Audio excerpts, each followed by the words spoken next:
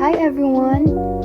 Today, I will explain the declining balance method of depreciation. Before that, let me introduce myself first. I am Francis Charlene Bagares from BS CPE 2A.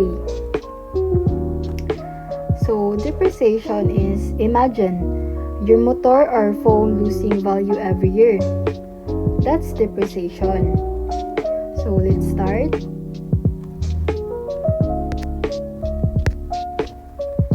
So, what is depreciation? Depreciation means the value of an asset decreases over time. Assets like motors, laptops, and appliances lose value with use. The more you use them, the cheaper they get, reflecting their true market value. So, depreciation means maubos ang value sa asset over time. Example, motor, laptop, appliances, the more you use them, the cheaper they get. So next is why declining balance. The declining balance method is ideal for assets that lose value quickly in their initial years. So, the declining balance method is used kung ang asset dali mo lose og value sa first few years. So, these are the examples. First is laptop. Laptops, rapid technological advancement makes laptop depreciate fast. So, next is motorcycles. Motorcycles, vehicles often see significant value drops early on. So, next is equipment. Equipment, specialized equipment can quickly lose value due to usage. So first, before tamo proceed sa solving, we need to know these four important terms first. So first is FC or first cost, the original purchase price of the asset. Next is SV or salvage value, the estimated residual value of the asset at the end of its useful life. So next is N or useful life, the number of years the asset is expected to be productive. So next is M or specific year, the particular year for which you want to find the book value. So next is main formula for book value. So we use BVM equals FC 1 minus K to the power of M. This formula calculates the book value after M years. However, before we can use it, we first need to determine the depreciation rate K. So, kaniyang formula para makuha ang book value after M years. Pero, before ta mo gamit ana, kailangan sa nato kuhaon ang depreciation rate K. So, para makuha na to ang depreciation rate K is we need to know first the formula for finding the depreciation rate K. So, we use 1 minus K to the power of N equals SV over FC. Then, K equals 1 minus N squared of SV over FC. To find K, we use the idea that at the end of the asset's life, its value must equal the salvage value. So this is the formula we'll use every time to compute the rate. So to find K daw, we use the idea nga at the end of the asset's life, its value must equal the salvage value. So mauni ang formula nga atong gamiton every time we compute for the rate. So for today's example, let's say a small food business bought a brand new delivery motorcycle to help with daily deliveries. The motorcycle cost 120,000 pesos and the owner expects it to last for 6 years.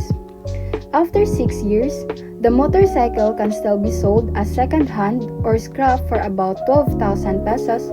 Use a delivery motorcycle. So, manatong given values, our FC or original price is 120,000 pesos, while the salvage value or SV is 12,000 pesos. then our N or useful life is 6 years, then our M for year we want to find the book value which is 3 years. Then what we need to find? We need to find the depreciation rate K. Next is book value after 3 years. The next is the total depreciation after 3 years. So again, para ato makuha ang book value, ato sang isolve first ang depreciation rate K. So let's proceed to step 1. Let's solve first the K.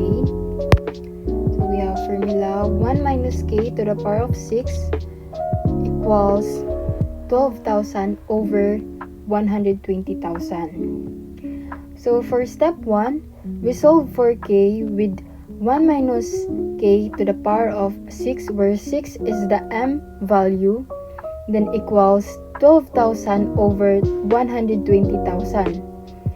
So if ato ni siya i-calculate, we have 0.10, giving us the 1 minus K to the power of 6 equals to 0.10, and then para mawala nimo ang exponent, imong kuhaon ang 6th root for both sides. So for example, ang 1 minus K to the power of 6, kuhaon nimo yung 6th root, and then for 0.10, kuhaon pud nimo iyang 6th root, and ang equivalent sa 6th root, pwede ra nga for example, ang 1 minus K to the power of 6, i-multiplied na day nimo siya or i-enclose nimo siya sa parentheses nga 1 over 6 para matanggal ang 6, and then mabilin na lang kay 1 minus 6, and then sa pikas dayon is 0.10.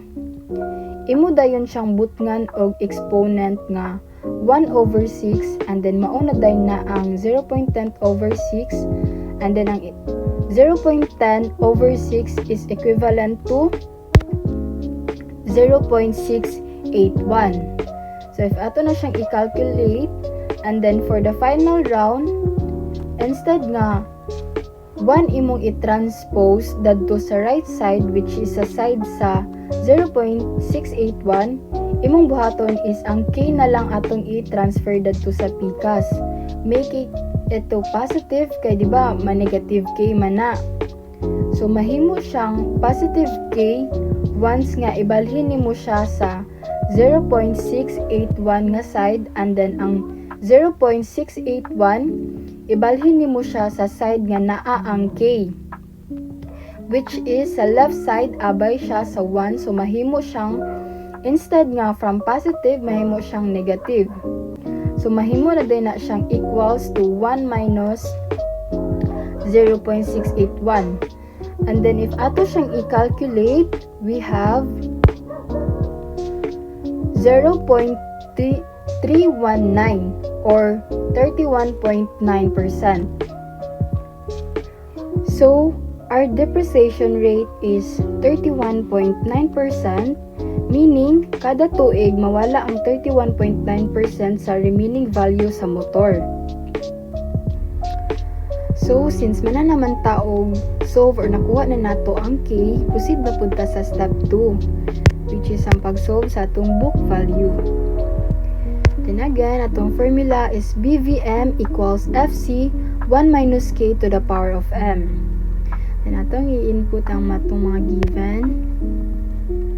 So FC, we have 120,000, then 1 minus K or 31.9%, atong i-minus sa 1. So we have 0.681, then atong M is 3. So we have 120,000 times 0.681 to the power of 3. But first, ato sang i-compute ang 0.681 to the power of 3. Gamit ang calculator, ato siyang i-compute 0.681 to the power of 3 equals, so we have 0.316. So ato na din siyang i-compute together. We have 120,000 times 0.316.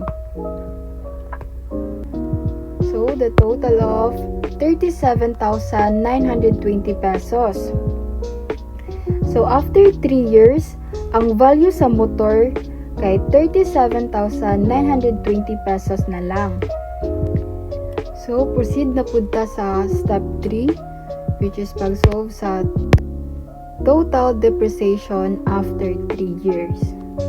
So, we have total depreciation equals FC minus BVM. Ito yung input. So, FC, 120,000 minus atong BVM, 37,920. Then, the total of 82,080 pesos. So, within 3 years, ang nawala nga value kay 82,080 pesos. So, ano siya atong bali summary sa ato ang example. So, for depreciation rate, we have 31.9%. Then, for book value, we have 37,920 pesos. Then, for our total depreciation is we have 82,080 pesos. Then, let's proceed to summary table. So, muna siya. We have 3 items, which is first is depreciation rate, 31.9%, book value after 3 years, 37,920 pesos. Then, the total depreciation is we have 82,080 pesos. So, muna siya itong simple summary lang para dili rata malibog. So, next. So, simple analogy, the diet. So, initial rapid loss, like the fast weight loss during the first weeks of a diet, assets lost a significant portion of their value early on. Gradual decline. Over time, the rate of value loss slows down, similar to a diet where weight loss becomes more gradual. So atong simple analogy is, imagine, nag-diet ka. Sa first few weeks, kusog ayo ka mo lose weight. Then later on, nihinay na. So, same lang yapon sa declining balance. Big loss first years, small loss later. So, that's all. Thank you for listening, and I hope that you learned something, and I hope na mas klaro sa inyo ang declining balance method. Have a great day!